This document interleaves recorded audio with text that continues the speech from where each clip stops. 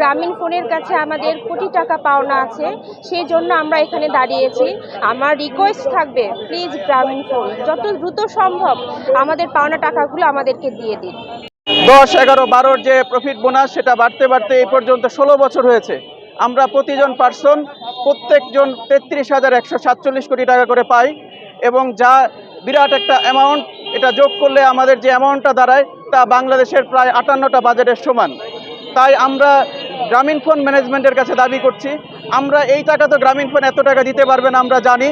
গ্রামীণ ফোন যাতে আমাদের কাছে চলে আসে এবং আমাদের সাথে আলোচনার টেবিলে বসে এবং একটা নেগোসিয়েশনের মাধ্যমে আমরা গ্রামীণ ফোনকে মাফ করে দিব। আমাদের সাথে যে অন্যায় করেছে আমরা মাফ করে দিব, কিন্তু আমরা দাবি আদায় না হওয়া পর্যন্ত, একটা সেটেলমেন্ট না হওয়া পর্যন্ত আমরা এই আন্দোলন থেকে সরব না।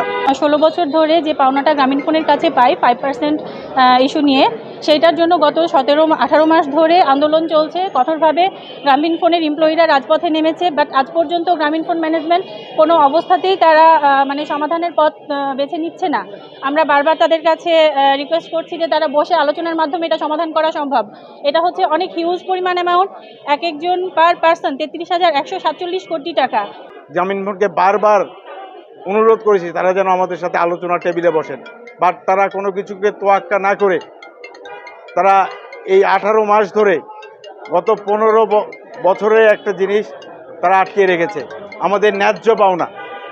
আমি এমন না যে আমি গ্রামীণ ফোনের কাছে আমি অন্যায় দাবি করছি, আমাদের একটা ন্যায্য পাওনা গত 16 বছর ধরে আটকে রেখেছে এবং আমরা এখানকার যারা কর্মী গত 18 মাস ধরে গ্রামীণ ফোনকে বিভিন্নভাবে জানিয়ে যাচ্ছি, বাট তারা কোনো কিছুর তোয়াক্কা না করে বাংলাদেশের আইনকে অগ্রাহ্য করে তারা বৃদ্ধাঙ্গুলি দেখিয়ে বর্তমান সরকারকে অগ্রাহ্য করে তারা আমাদের এই দাবিটাকে কোনোভাবেই মানতে পারছে না।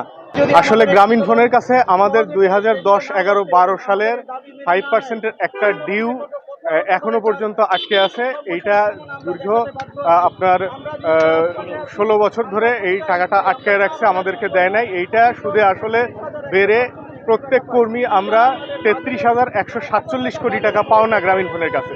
এই টাকাটা গ্রামীণ ফোন আমাদেরকে দিচ্ছে না এবং এটা নিয়ে আমরা গ্রামীণ ফোনের কাছে বারবার বলছি যে আপনারা আসেন, আলোচনার টেবিলে বসেন, বসে এই সমস্যার সমাধান করেন। আজকে দীর্ঘ 18 মাস ধরে আমরা যত 4,000 কর্মী আমরা এই বিভিন্ন জায়গায় দেশের আমরা রাজপথে আছি, আন্দোলন করতেছি এই টাকার জন্য, কিন্তু গ্রামীণ ফোন এইটা কোনো কর্ণপাতই করতেছে না। গ্রামীণ ফোনের কাছে দীর্ঘ 16 বছর ধরে এই যে 33,147 কোটি টাকা